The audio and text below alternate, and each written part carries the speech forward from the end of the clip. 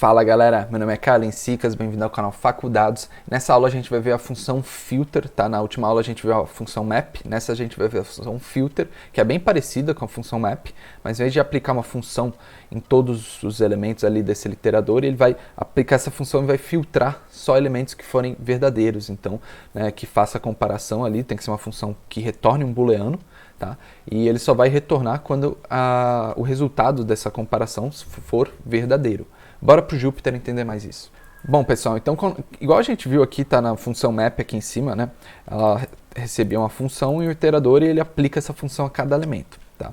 A função filter, ele vai fazer praticamente a mesma coisa, uma função, um iterador, e ele vai aplicar essa função para cada elemento desse iterador. Só que a função, obrigatoriamente, ela tem que retornar um booleano. Então tem que ser uma função aí que compare alguma coisa, tá? Então tem que ser uma função que retorne true ou false, tá? E o filter vai justamente, como o nome já diz, ele vai filtrar só o que retornar igual a true.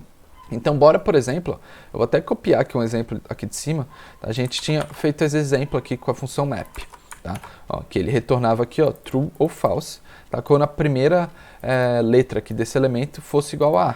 Simplesmente, ó, eu vou trocar aqui um map pelo filter. Vamos ver o que ele acontece. Olha lá, em vez de ele retornar true ou false, agora ele retornou o elemento, tá, que era verdadeiro. Então, os elementos que começam com a letra A, ele me retornou aqui numa lista, beleza? Então, ele praticamente faz a mesma lógica do que a função map, só que, primeiro, né, a função ela tem que retornar um booleano, e segundo que ele não vai retornar, né, o true ou false, ele vai retornar o próprio elemento que retornou verdadeiro, beleza? Até pegando, ó, outro exemplo, eu vou copiar aqui, tá? Aqui a gente vê, ó, que a nossa função ela não retorna verdadeiro.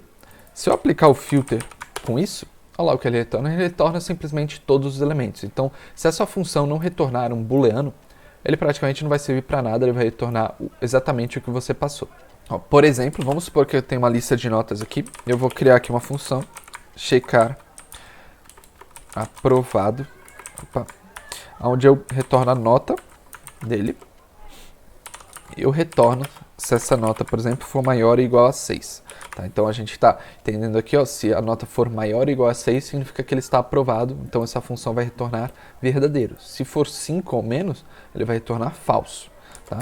Então, eu vou passar um list, agora eu vou passar a função filter, vou passar essa minha função, checar aprovado, e vou passar as notas.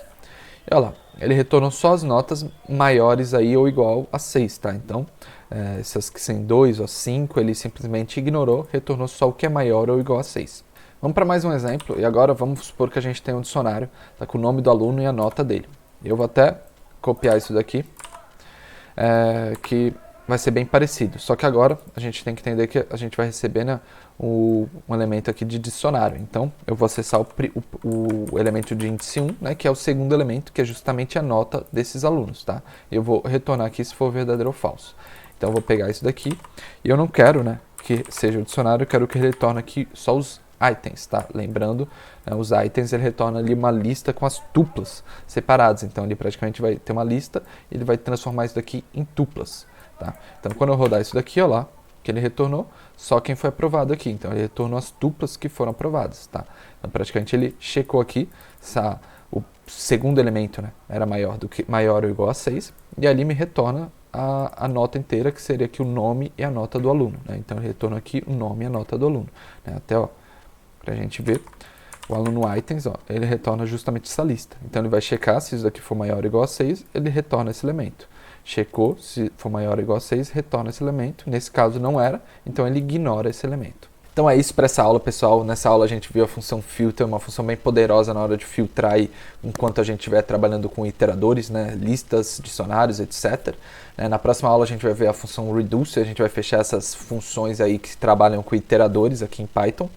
Se ficou com alguma dúvida, deixa nos comentários. Se gostou do vídeo, se inscreve no canal e dá um like aí no vídeo, e até a próxima.